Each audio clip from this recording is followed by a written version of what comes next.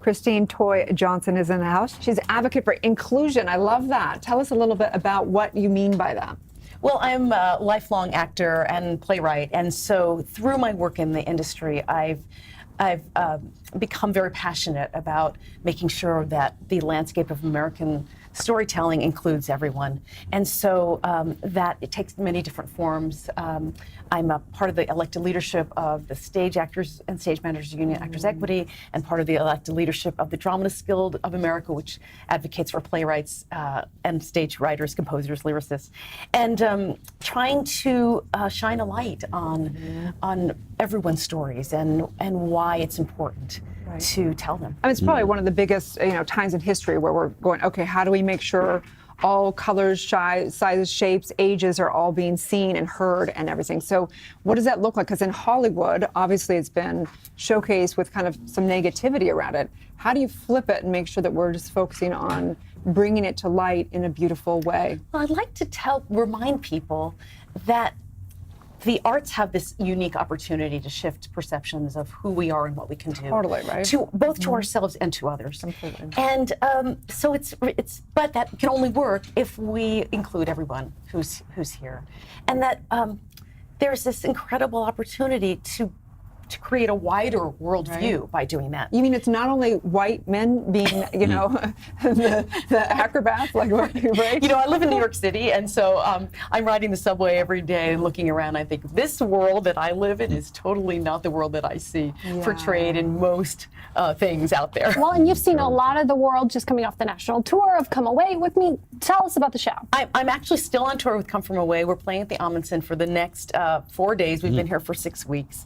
It's an amazing story inspired by true events that happened on 9/11, 2001, when 7,000 people on 38 planes were diverted out of when the American airspace was closed to Gander, Newfoundland in Canada. Oh, wow. And how the kindness of the people there, opening their homes and their hearts, helped heal each other. So it's really a beautiful, inspiring story by Irene Sankoff and David Hine, a married couple, a Canadian couple, a musical. And this is just our 4th stop. We're on a tour for at least the next year. I think it's 30 cities this year. And it's been incredible to meet people all across the country and spread this message of intentional kindness and intentional compassion. And that's something I really believe that we need more of. So interesting, 2 things that of course are obvious with you is kindness and the storytelling. When did your love for storytelling and kindness develop? I'm just so lucky to have been raised in a family that embodies that.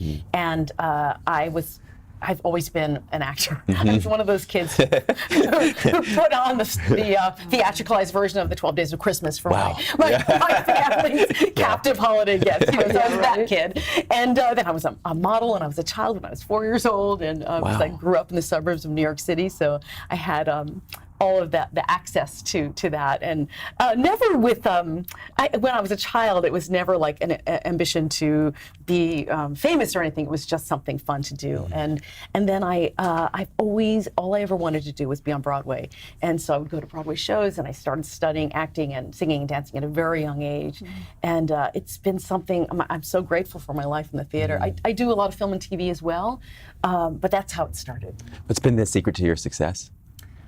I think a combination of staying present in the moment and being grateful for that moment. And just remembering how there's infinite possibility out there. Wow, did you get that from your parents? Yes, I think they're these most amazing people who are intrepid, and they've had some physical challenges through their lives, but they just keep going. They travel all over the place. They never stop. And I think that zest for life and all things that are possible is at the core of that, for sure. Love that. Well, you're clearly a queen on the stage, but also on Netflix. Massive hit with the Marvel series Iron Fist. Tell us a little bit about your experience. I had the most fun doing that.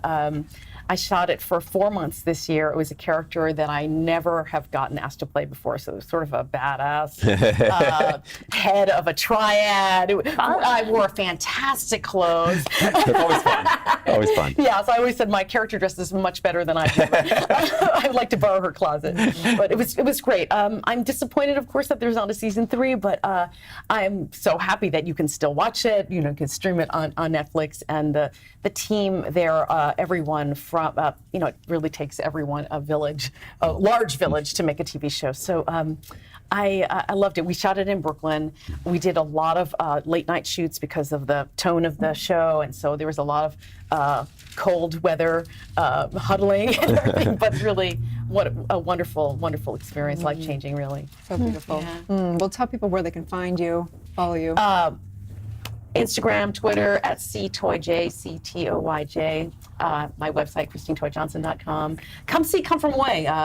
We're traveling across North America. Comefromaway.com. I think you can find our schedule. So beautiful. Thank And you so binge much. Iron Fist. Stay tuned. We'll be right back.